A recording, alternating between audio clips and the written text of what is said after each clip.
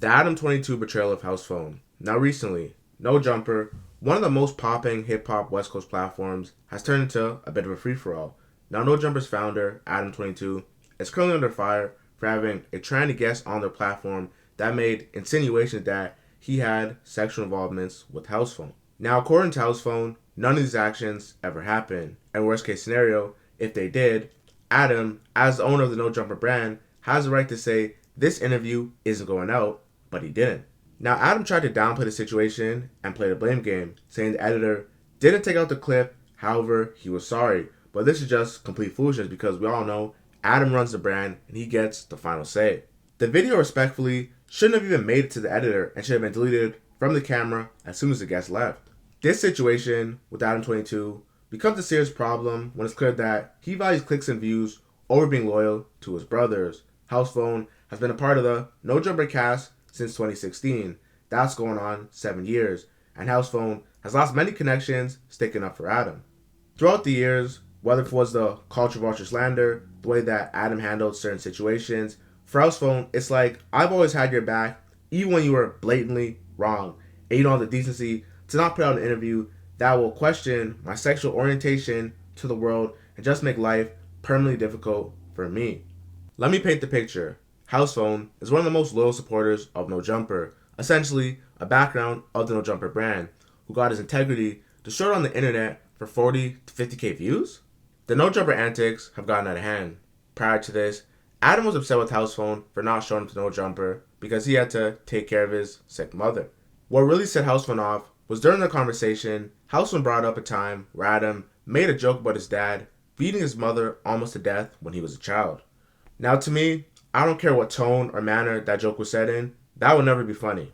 Never. So Housephone continued to go at Adam's soul, saying that he was selfish and would just put anyone's business out there to make a dollar as he lacks human decency. Now the straw that broke the camel's back was when Housephone confronted Adam about the domestic violence joke he made about his mother. Housephone basically said that he was disrespectful and Adam didn't care. And Adam then rebutted saying that if he didn't care, why did it help pay for your mom's funeral? And this led to drinks being thrown and everything personal being said.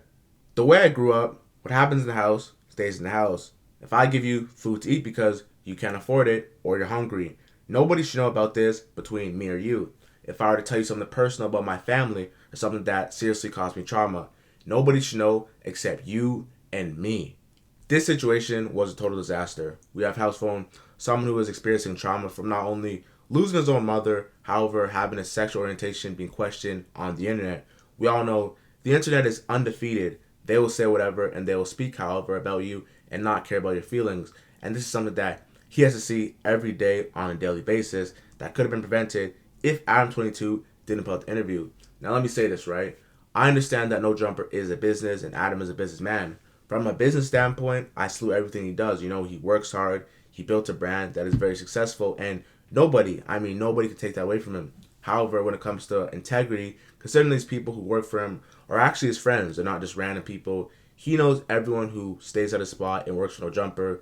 He should handle this way better. You can't have people that you obviously care about, you've known Housephone for 5, 6, 7 years, and then have someone put smart out his name and think it's okay to not edit that part out when he really shouldn't have put the entire video out.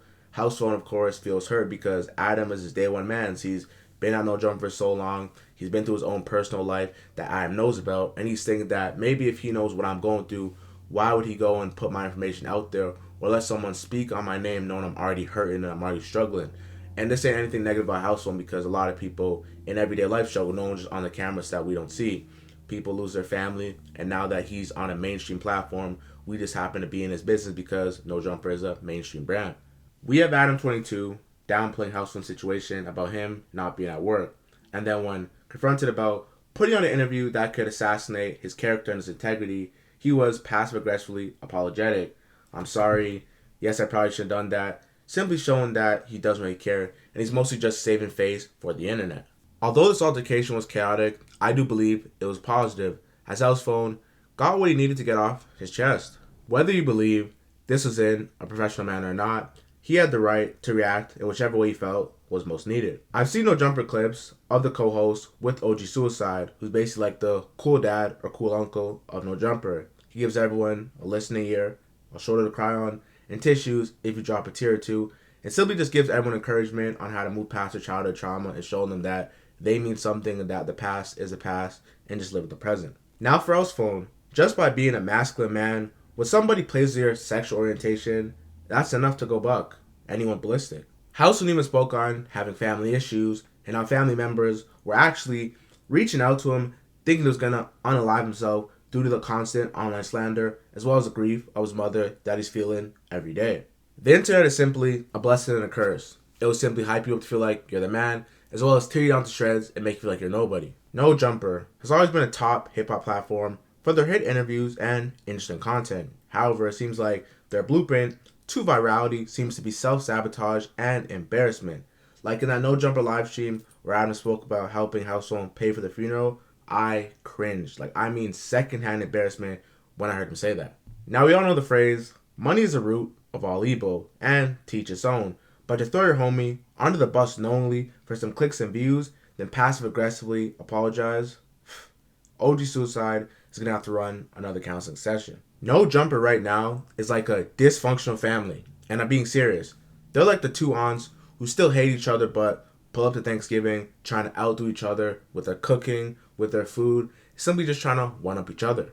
We gotta salute the people of No Jumper who always do their best to avoid this toxic, negative behavior and protect their co-hosts and their brand on the front line, such as AD. AD's been at No Jumper for I can't remember how long, always been the good same dude. He mediates a lot of the hot-headed interviews and situation and always gives people the benefit of the doubt when it comes to explaining themselves in certain situations.